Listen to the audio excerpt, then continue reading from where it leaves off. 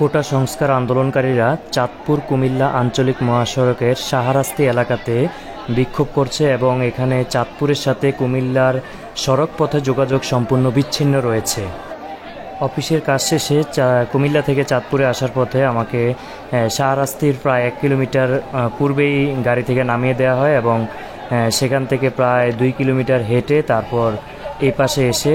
গাড়িতে উঠতে হয় চাঁদপুরের। এর মধ্যে পুরো অঞ্চলটি ছাত্রদের আন্দোলনের লোকারণ্য, এমনকি বিভিন্ন ভবনের উপর থেকেও মানুষ উপরেও লক্ষ্য করুন, প্রচুর মানুষ, হাজার হাজার মানুষের অবস্থান এবং কিছু সংখ্যক পুলিশ দেখা যায় যাদেরকে আবার ছাত্ররা ঘিরে রেখেছে। তবে আন্দোলনকারী ছাত্ররা সাধারণ যে পথচারী রয়েছে তাদেরকে কোনো বিরক্ত বা ডিস্টার্ব করছে না, গাড়ি থেকে নামিয়ে গাড়িও ভাঙচুর করছে না, সুন্দরভাবে বুঝিয়ে গাড়ি ঘুরিয়ে দিচ্ছে এবং সাধারণ মানুষ এবং অসুস্থ যদি কোনো মানুষ আসে, রুগী আসে, সেক্ষেত্রে তাদেরকে দ্রুত রাস্তা পারাপারের ব্যবস্থা করে দিচ্ছে এবং যানবাহনের ব্যবস্থা করে দিচ্ছে।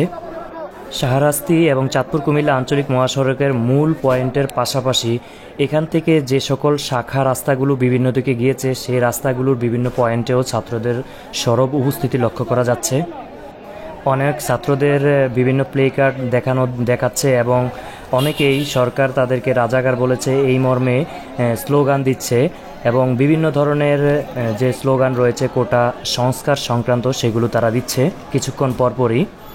চাঁদপুর থেকে কুমিল্লার যে পরিবহনগুলো রয়েছে যেমন বোগদাদ এবং আইডি পরিবহন, এগুলো কিন্তু সকালের দিকে কিছুটা চলাচল দেখা গেলেও বিকাল দুপুরের পর থেকে এটা সম্পূর্ণ বন্ধ হয়ে যায় এবং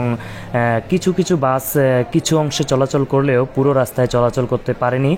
এবং সিএনজিতে যারা আসছেন তারাও কুমিল্লা থেকে চাঁদপুরে প্রায় 5-6টি পরিবর্তন করে আসতে হচ্ছে বা বিভিন্ন যানবাহন যে বিভিন্ন স্থানে ছাত্ররা নামিয়ে দিচ্ছে এবং তারপর সেখান থেকে আবার পরিবর্তন করে অন্য গাড়িতে উঠতে হচ্ছে। এছাড়াও কিছু ছাত্ররা পুলিশদেরকে ঘিরে রেখে বিভিন্ন প্রশ্ন করছে রাষ্ট্র সংক্রান্ত এবং